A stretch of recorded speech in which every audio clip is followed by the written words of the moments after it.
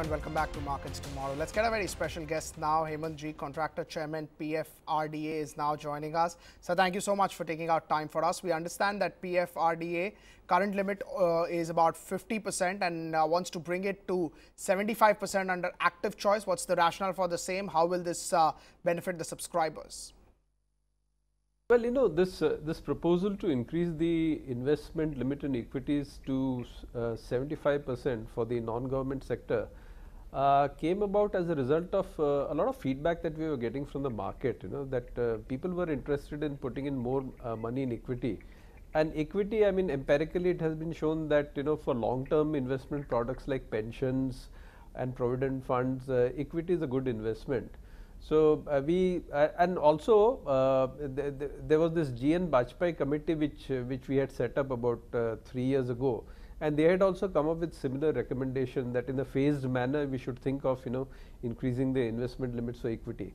So, all these things put together, we decided to go ahead in August and raise the equity limit to 75% for the non-government sector.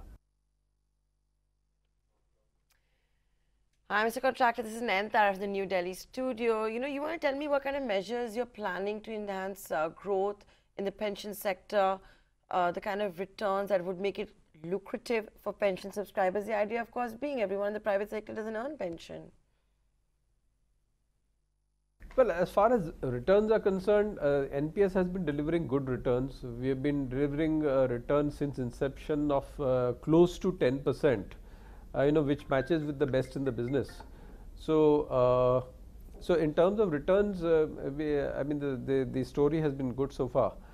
And in terms of growth, all these measures that we have taken, opening up life cycle choices, then increasing the distribution points across the country, and liberalizing some of the terms, like allowing partial withdrawals in contingent cases. So, all these things we feel would help to increase the subscriber base going forward. And one other important thing is that in terms of the investment flows into, say, markets like equity and all, we have taken up with the government about providing choices to government employees as well, on the same lines as are available to the non-government employees. And if this request of ours is acceded to, then we would see probably a greater flow of money going into the equity market. What measures do you plan to take that could enhance growth for the pension sector and also in terms of making returns in lucrative for pension subscribers?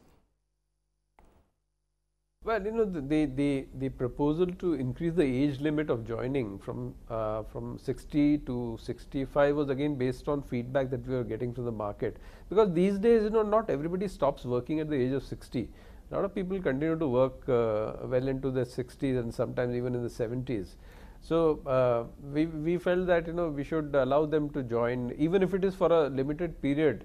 I mean, if people wanted to join a pension scheme and save enough for their post-retirement life, then we should permit them to do so. And we have seen a number of applications from people who are over the age of 60. The numbers are still not very large, but I mean, it's been fairly recently announced. So we expect the numbers to grow as more and more people become aware of this possibility. Then we expect the numbers to grow. So we are quite hopeful that opening up NPS to people up to the age of 65 would appeal to a certain section of the population. Right. PFRDA in a 20th August circular has capped the investment in equity mutual fund at 5% of the total corpus. The rule will also apply for fresh investment. What is the rationale for the same? Could it impact private players?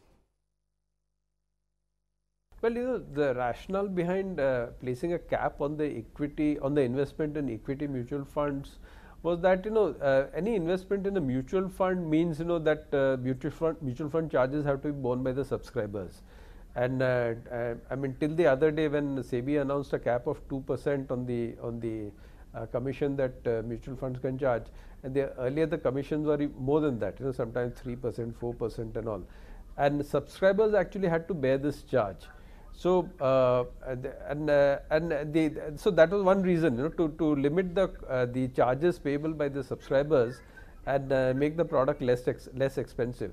And the second one was that one or two of our pension fund managers had started investing very heavily in equity mutual funds, quite forgetting the fact that we had retained them for their specialist investment management skills. So rather than use their own skills to make investments in the market, they were relying too heavily on the equity mutual funds for making investments, which we didn't want. We wanted them to exercise their skills and make the best possible investments, rather than just put money in an equity mutual funds and forget about everything else. So these were the two major reasons why we decided to place a cap. So subscribers are going to benefit immensely from this, because they once the investment in the equity mutual fund is capped at a low level, then the charges that subscribers were earlier bearing would come down quite significantly, and that would mean considerable savings for them.